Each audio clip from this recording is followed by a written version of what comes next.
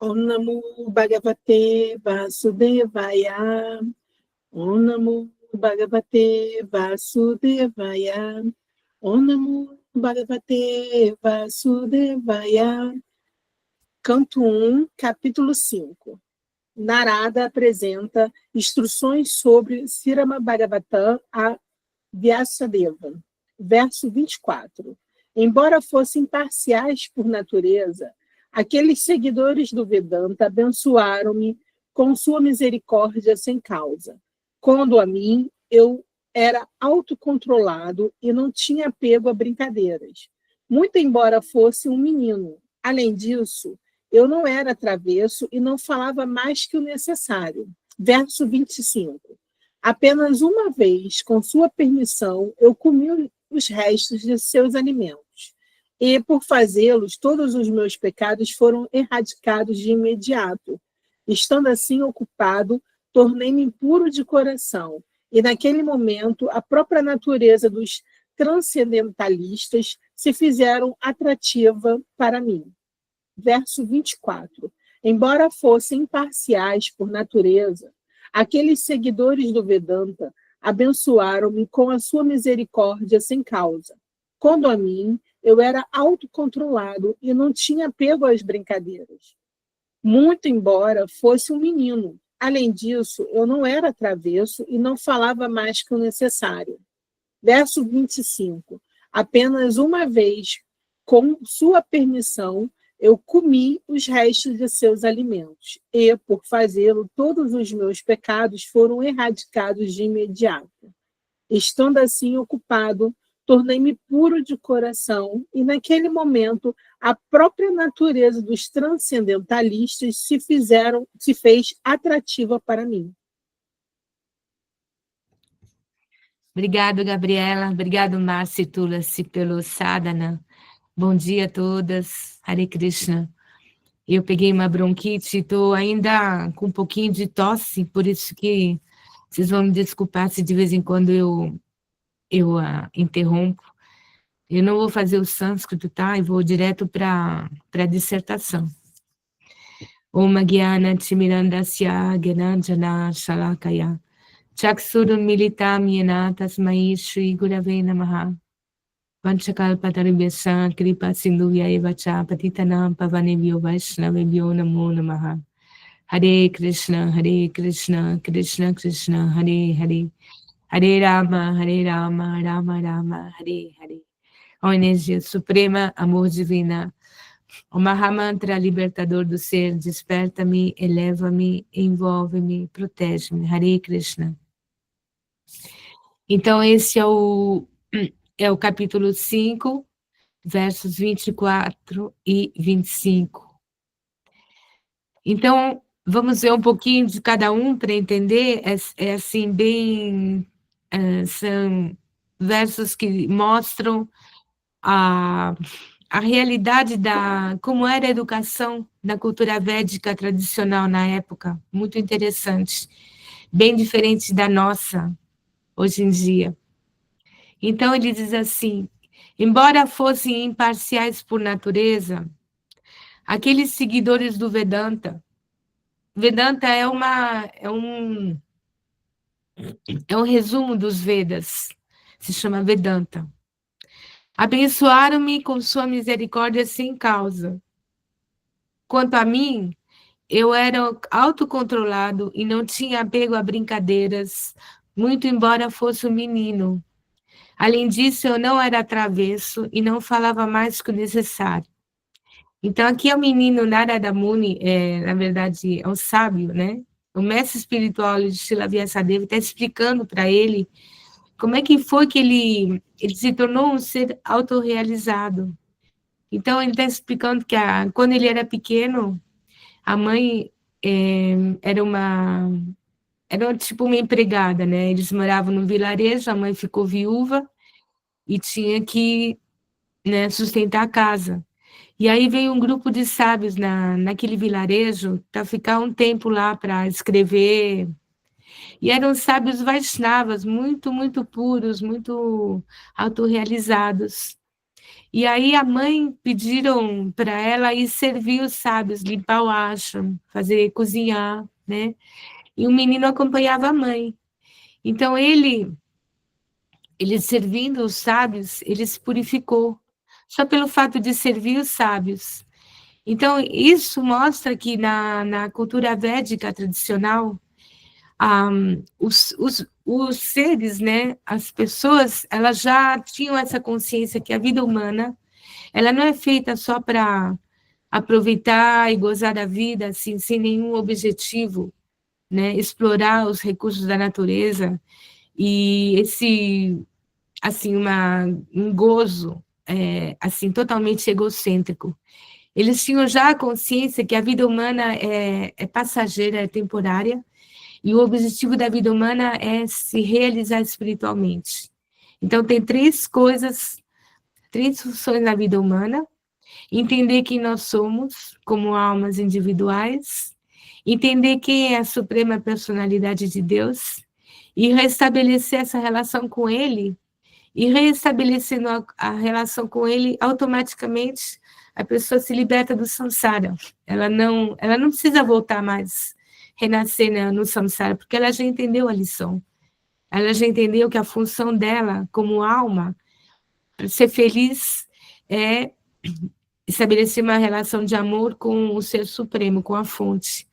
Então, eles já tinham essa consciência, então as crianças já nasciam, né? Já no ventre da mãe, as mães tinham uma vida muito pura, né? As pessoas não tomavam drogas, não comiam carne. Assim, os castas inferiores comiam carne de... algumas carnes, mas não carne de vaca. Então, eles ouviam mantras. As mães, quando estavam grávidas, elas ouviam... Geralmente, todas as famílias tinham um guru, tinha um sábio, né, que aconselhava as famílias. Então, as mães grávidas sempre ouviam os conhecimentos dos sábios, e a criancinha, o feto no ventre da mãe, já ia absorvendo essa sabedoria, né?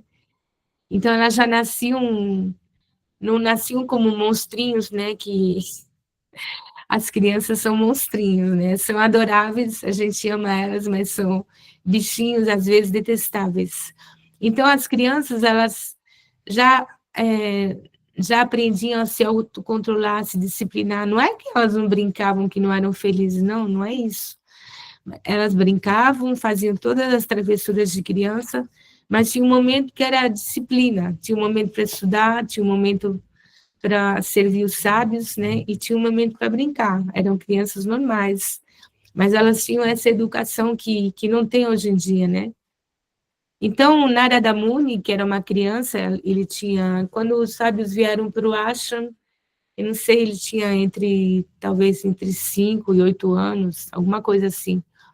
Então, só ele de servir os sábios, ele se tornou, assim, uma pessoa autorrealizada, de comer o resto do alimento dos sábios, seja, a prachada, né? Isso daí faz parte também da cultura védica, porque uma pessoa que é mais avançada, mais pura, mais elevada, tudo que a pessoa fala, o que ela come, né? Tudo. Então, a vibração, que é tudo baseado na vibração, né? Na energia. Tudo que emana dessa pessoa vai purificar aquele que é inferior, que está num modo inferior de consciência. Então, os sábios, os mestres, não é que eles dão a comida, eles tocam, né, a comida, e aí os outros, eles pegam esses restos e se purificam. É a prachada. É uma dos caminhos de purificação da Bhakti Yoga, observar a prachada.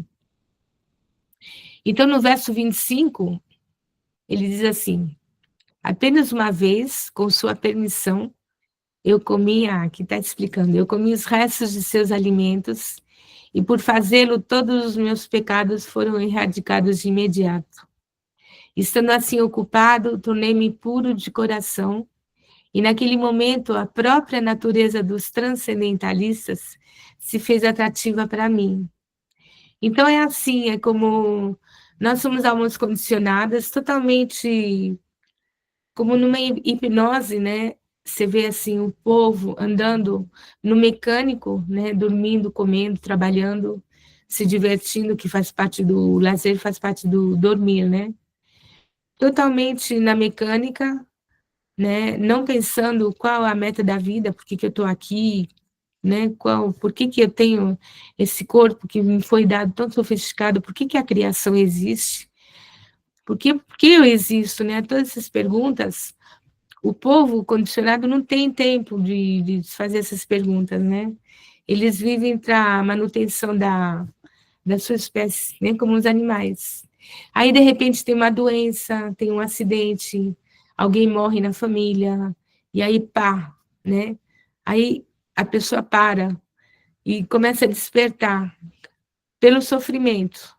O ideal é a gente parar para se questionar, não pelo sofrimento, pelo bem, né? Pela educação, pela cultura, mas a gente não tem isso nessa cultura ocidental.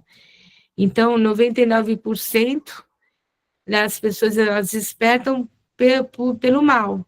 Um acidente, sei lá, você anunciou, você vai viver 3 meses, tem câncer, alguém morreu, perdeu o emprego, teve um tsunami, destruiu a casa, um incêndio, alguma coisa que te causou muito sofrimento, você perdeu dinheiro, foi assaltada, roubada, sei lá, tudo, tanta coisa acontece, né? Tantas tragédias. E aí a pessoa para, opa, tem algo errado aí. O que está acontecendo? Porque qual é o objetivo da vida, finalmente? Aí ela começa a se questionar, né? Assim, a vida deu um soco, né? Deu um tapa na cara dela e chacoalhou. E aí sim, aí ela começa a se acordar. Então, aí ela, se ela for inteligente, se ela tiver créditos piedosos suficientes, ela vai se aproximar de sábios, né, de conhecimento, e ela vai começar a tentar entender humildemente a condição dela, por que que ela está nessa condição, né, por que que ela tem que nascer, morrer e ter todos os problemas. E aí ela vai começar a adquirir conhecimento através de pessoas autorrealizadas, que é o mais elevado, né, e aí ela vai. E se ela tiver muita sorte, muito boa fortuna, ela vai ouvir o conhecimento védico, que é o mais completo, né? Nesse mundo, ele é o mais profundo, mais completo, e te dá as informações de quem você é realmente. A Bhagavad Gita, por que que se diz que é o rei do conhecimento, o Raja Vidya, o rei do conhecimento? O rei é o mais elevado, né? Real.